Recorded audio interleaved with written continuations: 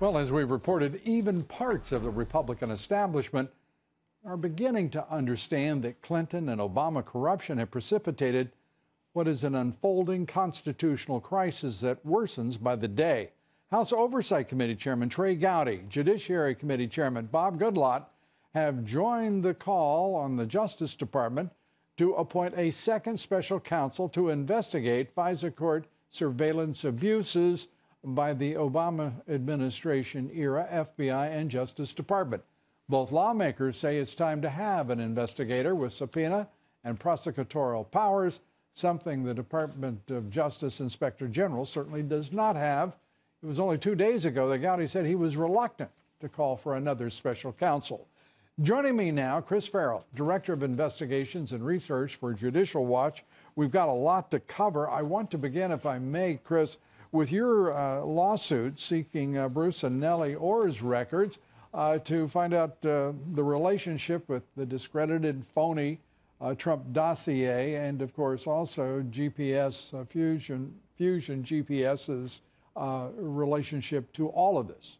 Well, the American public is owed the communications, the records, the messages, the texts between Ohr, who was the #4 guy at the Justice Department, the same man who served as the conduit for all the phonied up Fusion GPS, Christopher Steele nonsense.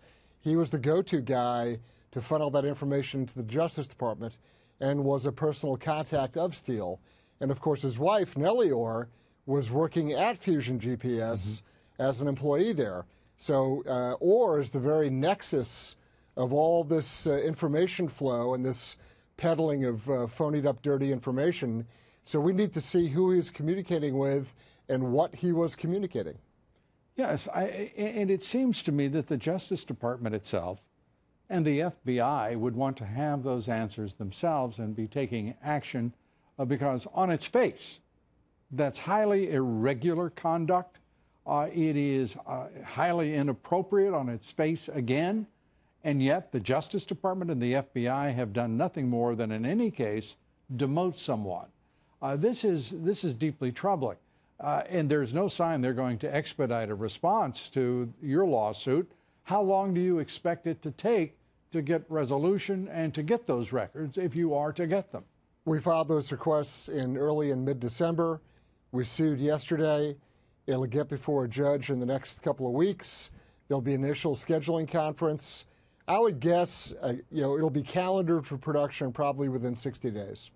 And that means you'll have the records within 60 days, or could have? They'll start producing them within 60 days. Yeah. And like the State Department, will they take 2 years to provide them all? I'm sure they will cry, woe is me, and have 100 reasons why they can't do it in an expeditious manner. This is deeply troubling to every American. I mean, this is not, as we are establishing every day, not just a Republican and Democratic issue. There are rancid, rotten, corrupt people within the Democratic Party who effectively took control of the Democratic Party and much of the administration. Now, it's undetermined what role President Obama and his administration played, but it has to be a significant one. Well, we know that Andy McCabe had meetings with Lisa Monaco in the Obama White House. Right. She was the Homeland Security advisor to the president. So she was the contact or the point person within the Obama administration to take all this McCabe-Strzok Page material and pump it into the White House. And as we know from Page's own text messages, where she wrote that the president, POTUS, wants to know everything we're doing. Well, where do you think that came from? Well, let's turn to now the Australian diplomat, the former foreign minister, now ambassador to the court of St. George, to the UK. Mr. Downer was the contact that the FBI credits with starting the FBI investigation because of a conversation he had with a low-level Trump, quote-unquote, advisor by the name of Papadopoulos. What do you make of this? Well, the Australian minister was involved in a money laundering operation, clearly, because he was shoveling money to the Clinton Foundation, which really is a criminal enterprise used to launder money. I don't think that's even in dispute any longer. And in that regard, to take that much money and shove it at the Clintons, it's all pay to play. The Clintons have made a lifetime career out of leveraging their government office for personal gain. And it isn't like you have to go to the credibility of the witness, right? And in this case, this guy comes in. He is not pure as driven snow.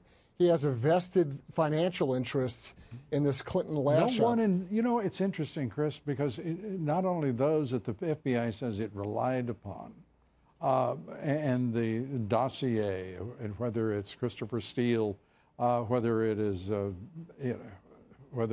Downer, this is just the people participating in the Department of Justice as employees and officials, the FBI. I mean, it's rancid from start to finish. And we know that now, and yet there are so many hurdles that have to be leapt in the course of the next few months. It's very frustrating, but at least it's underway. And again, as always, in good measure because of you and Judicial Watch, we appreciate it. Thank you, sir. Thank you, Lou.